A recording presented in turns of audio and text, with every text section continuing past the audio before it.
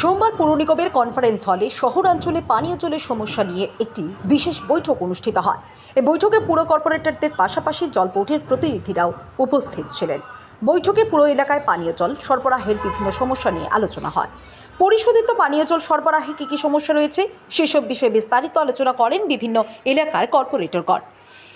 AMC এলাকার মধ্যে রাস্তার ধারে ড্রেন নির্মাণকারী জল সরবরাহ লাইনের ক্ষতি করছে বলে আজকের বৈঠকে উঠে আসে। পাশাপাশি পরিশোধিত পানীয় জল সরবরাহে নতুন কী পরিকল্পনা রয়েছে তা নিয়েও আজকের বৈঠকে আলোচনা হয়।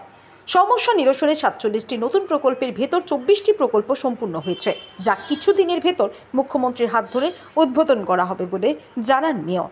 নতুন প্রকল্পগুলি চালু হলে জলের সমস্যা অনেকটাই মিটবে বলেও আশা প্রকাশ করেন মেয়র। আজকের বৈঠকে এই নিয়ে আলোচনা হয়েছে, কি কি এই সমস্যা দূরীকরণের স্টেপ নেওয়া হবে। যদি আগরতলা পৌর নিগমের উদ্যোগে আজকে একটা বিশেষ সভা আহ্বান করা হয়েছে। মূলত আগরতলা শহর অন্তর্গত কর্পোরেশন এরিয়া এই সকল ওয়ার্ডগুলিতে জলের ক্রাইসিস, বিশুদ্ধ পানীয় জল পরিষেবা দেওয়ার ক্ষেত্রে এখানে সমস্যা আছে সেগুলি নিয়ে আলোচনার উদ্দেশ্যে আজকে আমাদের আগরতলা পৌর নিগমের সমস্ত আধিকারিকরা, জল বোর্ড এবং ডিডব্লিউসি যারা আধিকারিক আছেন, পাওয়ার ডিপার্টমেন্টের, রাজ্য সরকারের, তাদের সঙ্গে আমরা সঙ্গে এবং আমাদের এই আলোচনা সভায় আমাদের ডেপুটি মেয়র, আমাদের এমআইসি মেম্বার, জোনাল চেয়ারপারসনগণ, কর্পোরেটরগণ, আমাদের কমিশনার, অ্যাসিস্ট্যান্ট জোনাল কমিশনারগণ এবং আধিকারিক প্রত্যেকের উপস্থিতিতে এই সমস্যা নিয়ে আলোচনা আমরা লক্ষ্য করেছি। কিছুদিন আগেও একটি জায়গায় জন্ডিসের প্রকোপ বৃদ্ধি পেয়েছিল। যাই হোক, সেই ব্যাপারেও আলোচনা হয়েছে এবং বিশেষ করে আগরতলা শহর এলাকায় যাতে জনগণ পরিশুদ্ধ পানীয় জল যাতে সরবরাহ করা যায় সেই বিষয়গুলি নিয়ে আলোচনা হয়েছে এবং কী কী সমস্যা সেগুলি জেনে পরবর্তী সময় সেই সমাধান করার লক্ষ্যে কিছু সিদ্ধান্ত গ্রহণ করা হচ্ছে।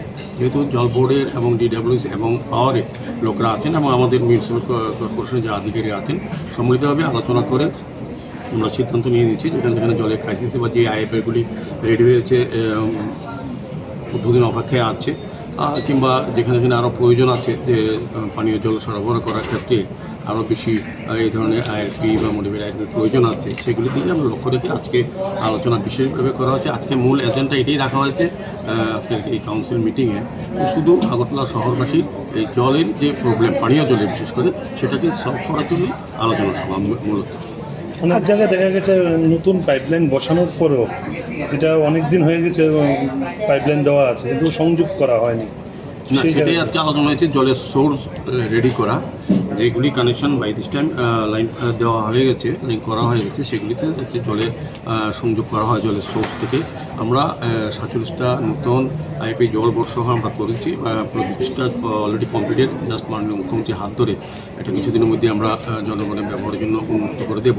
আর বাকিগুলো কাজ চলছে পুরোদমে। আমার বিশ্বাস আগামী কয়েক মাসের মধ্যে অনেক জায়গায় আমরা এই কাজটা কিছু কিছু ক্ষেত্রে আমাদের যেখানে দাবি আছে বা সমস্যা আছে যেসব ওয়ার্ডে, তো আইপি করার জন্য জায়গারও কিছু সমস্যা আছে, তো সেগুলি আমরা খতিয়ে দেখছি যে অন্য কোনো জায়গায় করে ওই এলাকাটা কভার করা যায় কিনা।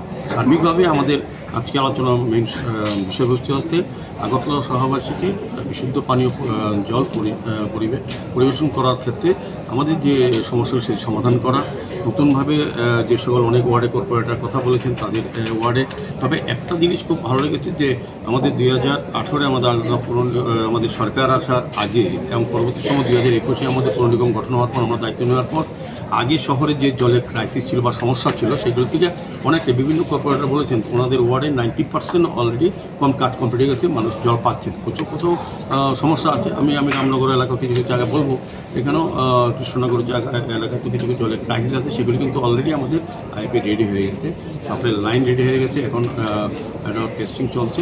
আমার মনে হয় কিছুদিনের মধ্যে আমরা শহরের যে ক্রাইসিসটা অনেকটাই আমরা শেষ করতে পারবো। তবে অনেক উন্নত হয় জল পরিষেবা, বা আমি বলবো এক্ষেত্রে আমাদের জল বোর্ড, পাওয়ার ডিপার্টমেন্ট, আমাদের ডিডব্লিউসি, আমাদের পৌর নিগম সার্বিকভাবে আমাদের কর্পোরেটরদের সহযোগিতা নিয়ে এলাকায় চেষ্টা করার চেষ্টা করছেন। এতটা আতঙ্কিত বা চিন্তার কিছু নেই। আমরা চাইব বিশুদ্ধ পানীয় জল প্রতিটি ঘরে যাতে আমাদের কেন্দ্রীয় সরকার বা আমাদের রাজ্য সরকারের যে প্রকল্প বা যে স্কিম তার মাধ্যমে সবাই যাতে পরিশুদ্ধ পানীয় জল তারা পেতে পারে।